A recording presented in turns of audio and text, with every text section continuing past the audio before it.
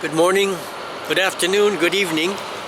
I'm standing here in the city of Hagen before the Stadttheater, and I'm waiting to see the German adaptation of Driving Miss Daisy with an old friend, an expatriate like myself, Ron Williams. I'm really looking forward to seeing his version. I looked at the YouTube version with James Earl Jones and Angela Lansbury. I have yet to see the film, and yes, I'm excited, and I hope the following interview with him starts out in German, and he begins to answer in German, in English. I warn you, there's a little bit of explicit language at the beginning. Him recounting his unfortunate experiences as an American soldier in the South, and yeah, fair warning. And he has an interesting story to tell. Thank you. More to come. Wir sitzen hier mit dem Ron Williams, der eine außergewöhnliche Geschichte hat. Hab ich das? Ja. Wie bist du überhaupt nach Europa gekommen? Ein Flugzeug. Na, mit dem Schiff. Na, als Soldat natürlich, klar. Das war 1900, oh Gott, Jesus, 61. Ja, 61 mit a troop ship, USS Gordon, with about 1,000 other GIs. After I'd been trained to be a military policeman in Augusta, Georgia, where I learned as a black American what being a black American in the South was all about, 1960, 61.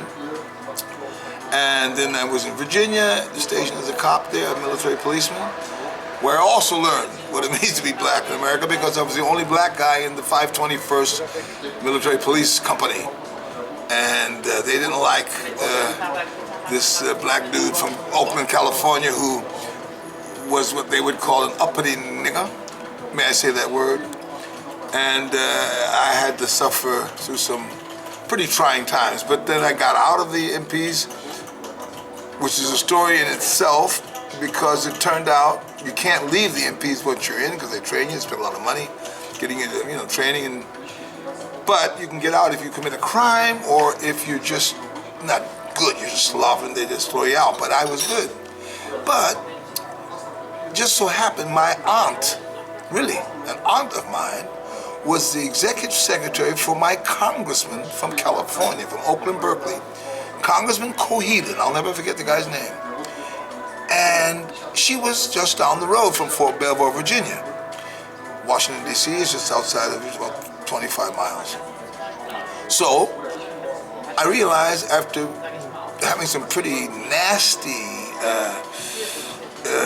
run-ins with some rednecks in the company, especially one day when they threw my costume, my uniform, Mr. Costume, my uniform in the snow and scratched up my boots, and we had a general inspection the next day.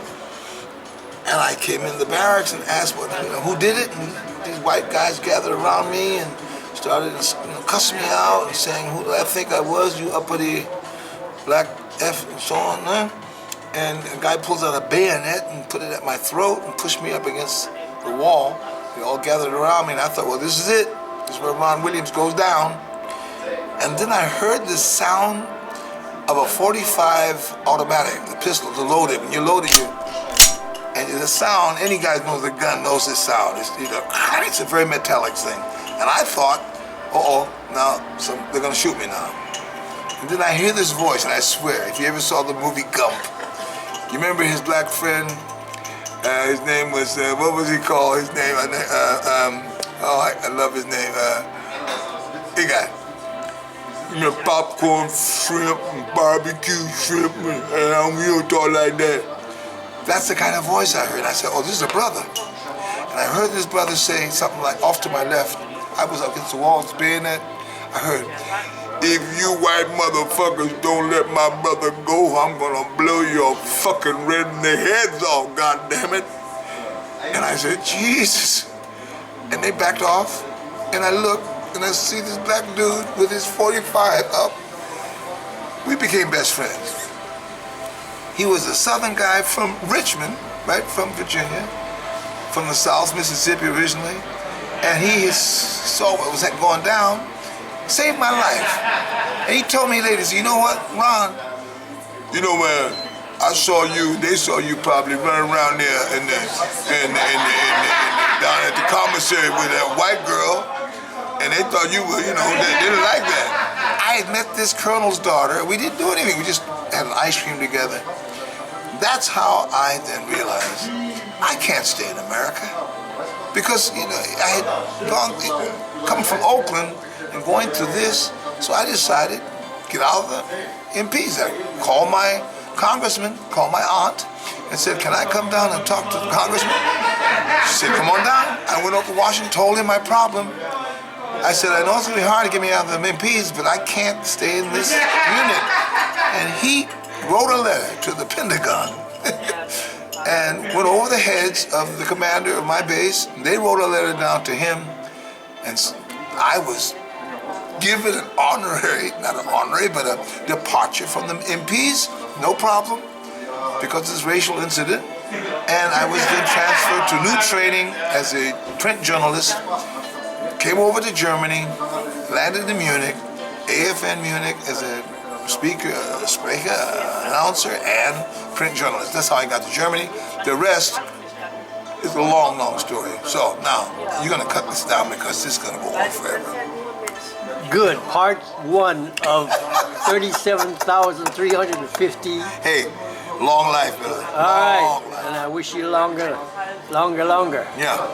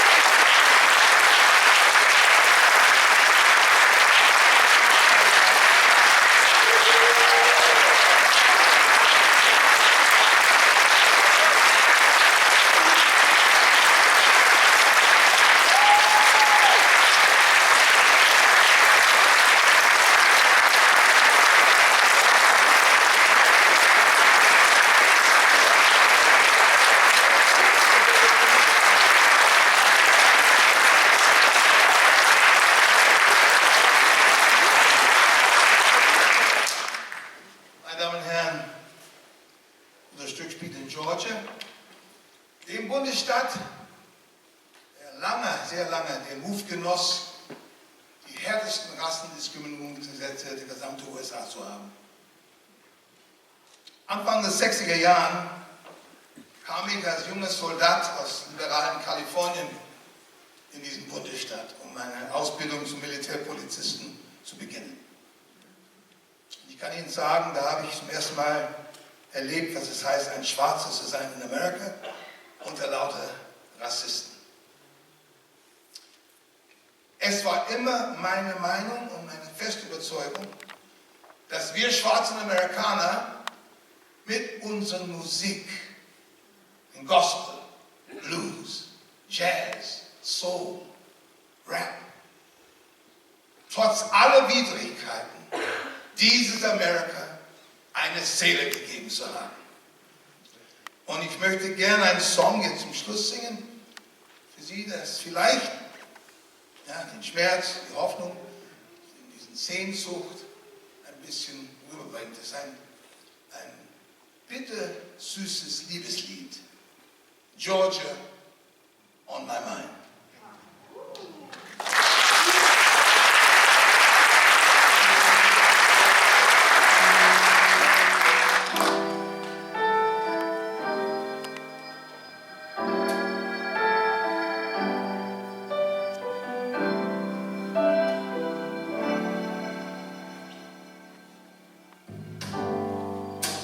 Georgia, Georgia, the whole day through. Just this old sweet song keeps Georgia on my mind,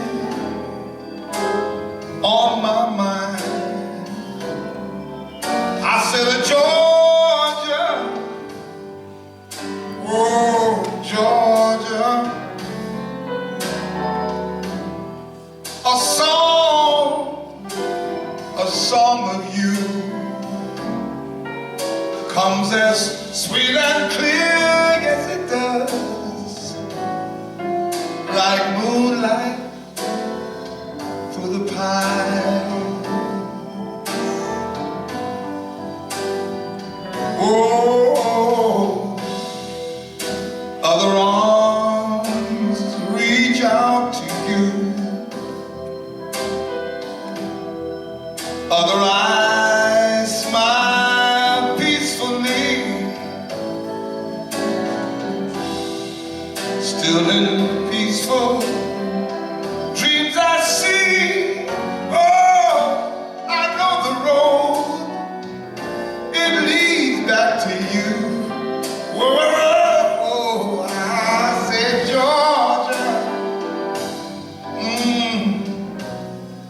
Georgia, a song of you comes as sweet and clear, yeah, like moonlight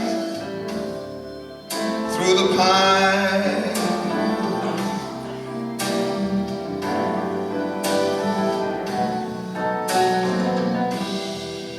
Other arms reach out to me, other eyes smile tenderly, yeah. Still in peaceful dreams I see. I know the road leads back to you. Oh, Georgia, Georgia, Georgia, Georgia, Georgia. No peace I find.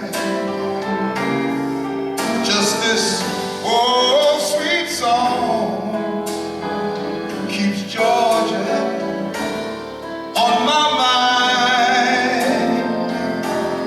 on my mind. Just this old sweet song keeps Georgia on my mind, on my mind all the time. Georgia's on my mind.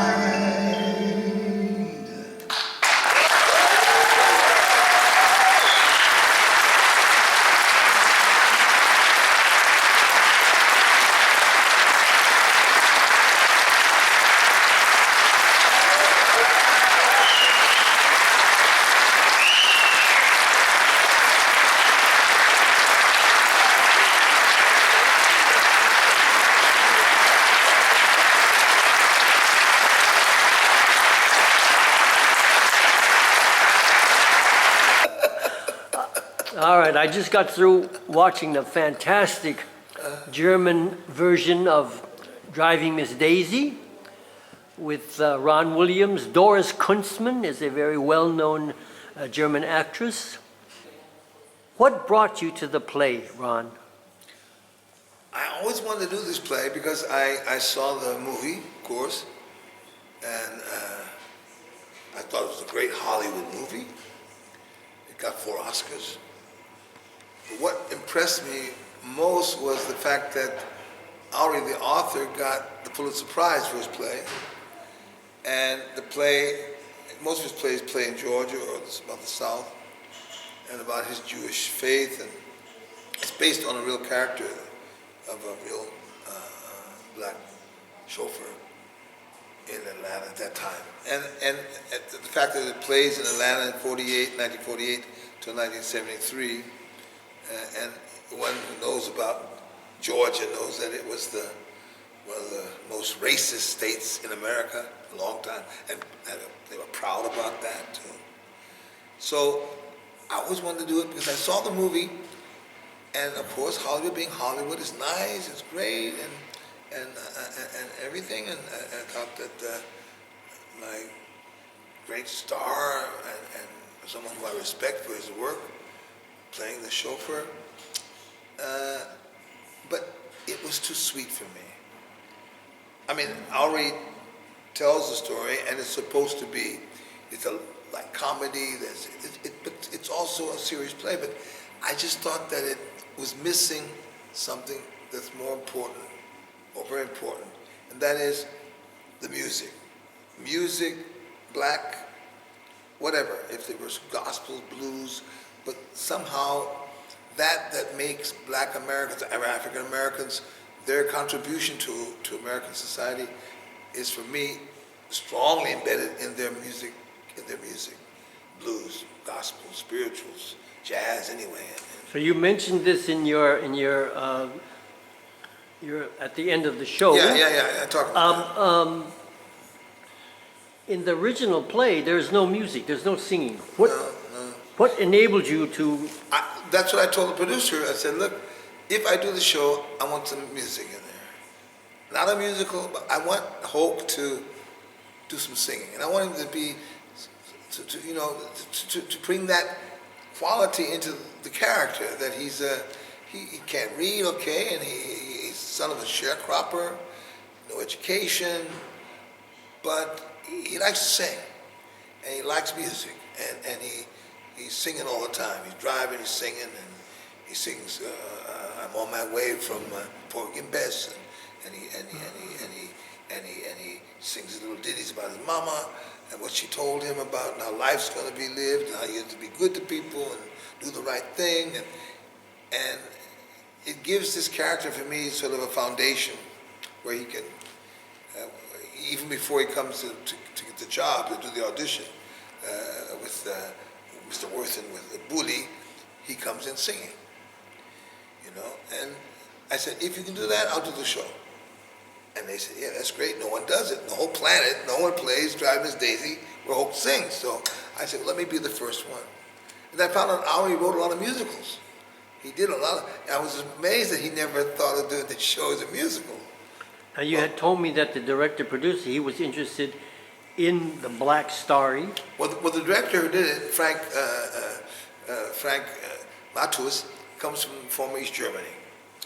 And he was very into it. He said, look, right away, Ron, can you recommend me some books about Jim Crow? And I want to know about, he knew, but he said, I want to get the detail. So I told him a couple of book titles. He got the books. He was reading them. So he could come to the rehearsals with some depth about that problem. And in the program heft, in our we call it we have the history of Atlanta, the history of the movement of Martin Luther King, because he's in the show. And we mention him, of course, he's also in the Broadway version, but we have his I Have a Dream speech, and I sing the Oh Freedom underneath that. And so I thought if that would be possible, I think it would give the play a little more, Gravitas. And the normal play is just one act. There's no intermission. But we have an intermission, and we have a two-part play because it gives it a little bit more. And they said, yeah, we love it. Well, he's not the producer, he's just the director. But the producer, Joachim Landgraf, he's the #1 here in German-speaking Europe, and they have like 50 or 60 shows a year. Amazing. He, and until then I'd done Harry Belafonte's story.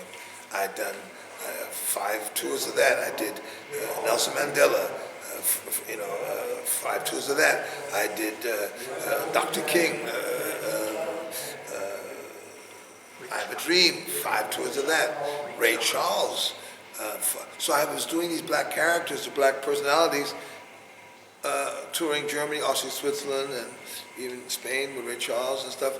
And German audiences were the first time getting to see someone tell the stories of these great American icons and African icons, or this great, Mandela, and it was a niche, a new niche. It was new, so it gave me the chance to do that. And this play came along. I said, look, we got to do Driver's Daisy because that's another strong character. Oh, I also did Uncle Tom's Cabin. Oh, I did a version of it though that changed the whole thing. I did a version. I have to say this. It plays in a prison in Chicago, in Illinois, and the guy who plays Uncle Tom is the prison social worker, former gang member, who's now in the prison teaching young prisoners. And he says, we're going to do a play called Uncle Tom's Cabin. The white folks are going to play the black kids, and the black kids are going to play the white folks. And I'm going to play Uncle Tom. So I put it in context of the Prison Society, 13th Amendment, and that show was a big success. Also, 4 tours. So I was already on that track. So this was another chance to color that character a little bit, give him a little bit more, because German audiences are American audiences, and I'm not saying this to insult the Americans, but German audiences are maybe a little bit not more educated, but more interested in, and I would almost say almost more informed, even about America than most Americans are. Because when I hear that politicians in Georgia, again, and other states, or since Mr. Trump was in, don't even go there, but you find out they're taking books out of schools, out of libraries that talk about slavery, that talk about Jim Crow. They don't want white American kids to have bad feelings about their past, and we don't want to, you don't want to give them inferiority complexes as if that would be the problem. So I thought, well, German audiences, they want to know. They want to know about why, and look at their own history, how they dealt with the Holocaust and Hitler. They soaked German audiences with TV and shows and talked about it ad infinitum. And had Jews and survivors on camera talking, and former Nazis. They said, look, let's look at our past and try to learn from it. Americans, we let Hollywood do it for us, So I thought doing a German version of this we might be able to tilt the scales a little bit more into some depth, and I think it works. Oh, it certainly did. Was your first stage experience the musical Heer? No, man. No. When I got out of the Army in 1963, I was singing, more or less, and then I was approached by a man named Gerd Altmann, who had a literary political satire group, cabaret ensemble, in Stuttgart, the kleine Renitenztheater. And he asked me, I won't tell the story because the way I met him was amazing too, but he asked me would I want to become, a member of his ensemble. I said, well, politisch cabaret. I've never done, German political satire. He said, but I think you can do it. So, but I had the language down really quick, never learned it, I just picked it up. I was speaking Swedish dialect, in fact, which is weird. And so I joined his company, which in itself, how I got in the company is another film. And I had the chance. There was a famous German politician. He was a chancellor, Willi Brandt. And he had a way of talking, he had a certain voice. And I just picked up on his voice, because I do voices. And I had him down, and people said, what, how can a black American sound like Willi? Unsere Partei besteht darauf, dass die SPD in seiner Politik mit der amerikanischen Regierung natürlich weiterarbeiten wird. Aber wir werden uns natürlich... So I had his voice down, and how he used his glasses, and so that was like one of the characters I could do. And I slipped into this new genre, and sort of got a little name for myself. That's the black American who speaks, he speaks Swedish dialect. I could do the Swedish dialect, and it was just a gift. It was a gift. And that got me into this new, I said, well, why go back home to the States? Let me stay here and see if I can, get something going here in this country that's not my country, but fascinating, coming out of the Nazi thing in the 60s, and you saw these Germans trying to deal with what they had gone through. I mean, 12 years, they were the bad boys of the planet, and I'm right in the middle of these German guys, and I also do Adolf Hitler. I do a very good Hitler, which blew their minds, because no one did his voice, and I said, well, why not? And I would do these speeches like Hitler, and they'd freak out. So I got into that thing, and I realized, hey, there's something here that they haven't seen before. Maybe I can get something going. So then I started doing my own one-man shows. But that's a long story. My own one-man shows with musicians, and I would do characters. I had the Vietnam War, I had the General East Lestland, because General Westmoreland was the guy, but I had General East Lestland instead of General Westmoreland. And he was a character, a three-star general, real tough. God damn it! The U.S. Army, the German Army used to be real rough. But nowadays, they're just a bunch of punks, Bundeswehr. Even the uniforms are ugly. In those days, when Hitler was doing it, and he was that kind of guy. He was like, And then I had, of course, Ronald Reagan came along. I had his voice. Well, yes, Nancy and I, well, as far as I'm concerned, and I, well, and all this stuff. And all of a sudden I say, hey, so I could roll with that, which I did. But to go to a lot of television, I've done over 800 TV shows, 350 my own, radio, TV, and I was always the American guy who can speak Swedish, he does dialects, he does Willi Brandt, what? Yeah, he does Reagan, what? So I had this little thing going for me which no other American was doing. And being black American on top of that, and talking about racism, and saying, well, you guys, you had your problems too back in the 30s. I mean, come on. And so I should have tied that together, and I had this thing that worked. And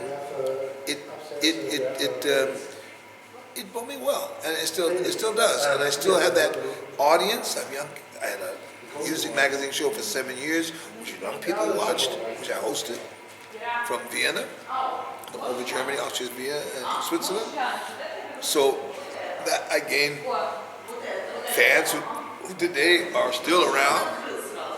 And now through theater, I'm getting the older audiences back, or audiences that didn't know me because they were, I was lucky to have TV, stage, and then I went into doing my own, which I think is very important, talking to young people, my tour of tolerance, where I went to schools, and hundreds of schools, and spent 2 hours with these kids, 400 or 500 kids, with a microphone, and just talking to them, and giving them microphones, and having debates about their parents, and about how do you deal with Turks, and how do you deal with foreigners, and what's your deal, and so that sort of gave me, the chance to find out how young folks are thinking, how teachers are dealing with all that, and I became an ambassador for schools with tolerance and without racism, and I became a partner for a lot of organizations that, dealing with these situations here in Germany, and it's a long. Go to my website and check it out. How did you get to musical Heer? Oh, that's a long story. I was living in. I'd finished my cabaret stint in Stuttgart, two seasons. Been to Berlin twice, and Stackelschweine twice there, the famous cabaret political satire company in Berlin. And I'd gone to live in Italy, in Tessin, Swiss Italy, on the border, in Pisago and Ascona. And I had a band, Ronnie Williams and the Soul Flowers. We soul band in Ascona and in Lugano. And so I was a local little star down there. And I read about this musical New York, Heer, but I didn't pay much attention to it. I thought, it's good, but I was into, girls and stuff and having fun, and that's beautiful country down there, Lago Maggiore. It's beautiful. I don't know if you know down there, Chris. It's beautiful. And then I got this call from a guy named Gerd van Halen, whose uncle, Baron Frederick von Waldhausen, German baron, had a house on the other side in Italy, across the border from where I lived, and somehow he called where I was living and said that this Gerd van Halen was trying to contact, or heard about or whatever, wanted to find out if I would be interested in coming to an audition for a new musical from New York called Heer. And I didn't really register, but I said, okay, sure. So I went to Zurich, traveled to Zurich, got in my gray suit with a tie and a vest, and, a trench coat, and go to Switzerland. And I meet this guy named Werner Schmidt in his locale. Schmidt had a famous locale in Switzerland, famous club. Well, the tourist came. What was it called? It was called. It was called. Why not? No, it was called. What was it called? Famous. It's famous. Where tourists would come, Japanese tourists, American tourists, and you eat a Swiss meal, and you get a Swiss show blowing the horn and the yodeling and stuff. And what was it called? I remember this place. Famous. And there was a tall guy named Bertrand Castelli from New York, the producer of the show. He was the co-producer in New York or whatever, and he was there. He flew in from New York, and he's going to audition me. And I come in with this suit on and everything. It's a hippie musical, and they look at me and they laugh, and they say, okay, so, well, you're not doing My Fair Lady here. It's just I said, I think I read about it in Time Magazine or something. So he said, well, sing. I said, what? The place is full of tourists. He said, that's a band, go up and sing. It was the Schmidt brothers, they were famous. You don't know about them, you didn't know that, Chris? Schmidt and his brothers were in Las Vegas. They were an actor, had a hit in America. Way back, yes. He was Las Vegas, long time. He was traveling all over America. And the Smith family, they yodeled, they had a big hit, they had a song, and so his brothers were still living there, so they had a band. I had to go up on stage and I had to sing. So I sang 2 or 3 songs, the audience, they loved it, and she said, okay, you're hired. There's a role called HUD. You're gonna be a HUD. I said, okay, why not? Be in Munich at a certain date, the rehearsal start, blah, blah, blah. That's how I got to Heer. Came to Munich. And then on the 3rd day, the door opened and in walks this cute black girl with big earrings. Her name is Donna Gaines, and the producer said, we haven't got a hotel room for Donna. Can someone take her in for a couple of days before we find her apartment or something? And I said, I'll do it. And so he ran, okay, she'll stay with you a couple of days and she'll move. I said, oh, fine. She stayed. We stayed together then for a couple of years. Always been left Donna, and she became Donna Summer, okay. But that was a beautiful time. And Heer, that's how I got in Heer, by chance. What did you want to bring to the character in Driving Miss Daisy? I mean, the character is, the way I always writes it, there. But we're not in America here, we're in Germany. We're in Germany. And the Germans have since they see America from afar, and I didn't want the character to be cliche, which is hard not to, because the characters, they are blacks like that. I mean, it's okay. And he writes it in the idiom of a southern, uneducated black man, which is okay. But I wanted him to have an inner strength, and that was why I had the music. I wanted to have, when he comes on, he sings this, I'll sing it. Mama told me long time ago, in this life you reap what you sow. It's in the Bible, the golden rule. Do unto others as you wish they do to you. That's what she told me. That's what she said. Oh, that's what Mama said. Give some kindness, a helping hand. Do the right thing as best as you can. It's in the gospel, the master plan. Love one another and you reach the promised land. That's what she told me. That's what she said. Oh, that's what Mama said. And then what he says, Hope. Yes, sir. Hope Coburn. And he's the scene.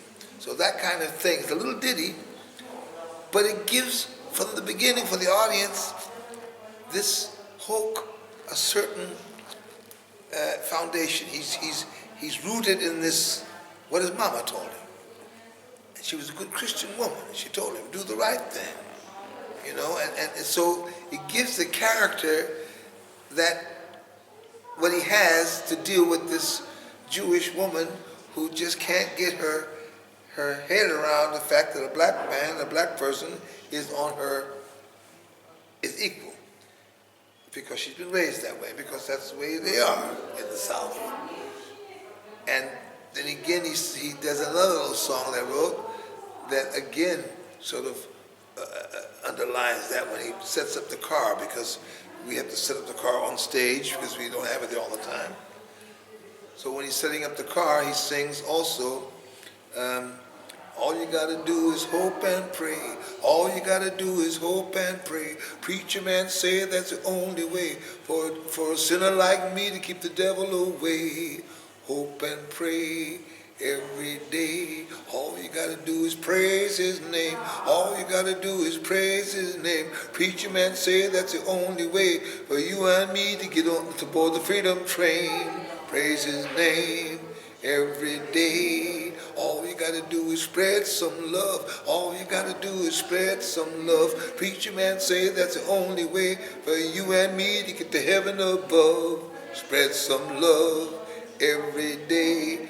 And he sings this while he sets up the car, and then he comes into the apartment, the house, and singing, and says, oh, you gotta, good morning, Miss Daisy. And she says, for music in this house, we have a radio. And that's how it starts off. She doesn't want him to sing. Every time he sings, she cuts him off. Stop singing, I don't want you to sing. And the end, of course, if you saw the film, just play before when he feeds her, he sings. She asks him to sing for her. So the music helped bring her out of her corner. Well, thank you very much, Mr. Williams, for your time and you go to sleep right now. But I mean, you know, when you do it when we're awake and we're straight. Get your question right. I'll just because my life is so full. If you hear I could spend just explaining what Stuttgart was. It takes a whole 2 hours just to say how I got out of the army, how I got my first gigs, how that all happened. My life is so full, and who I met and who I didn't meet, and you know, who helped me on my way without me ever using elbows, without me ever even asking someone, can you give me a job or a gig? It happened. Thank God.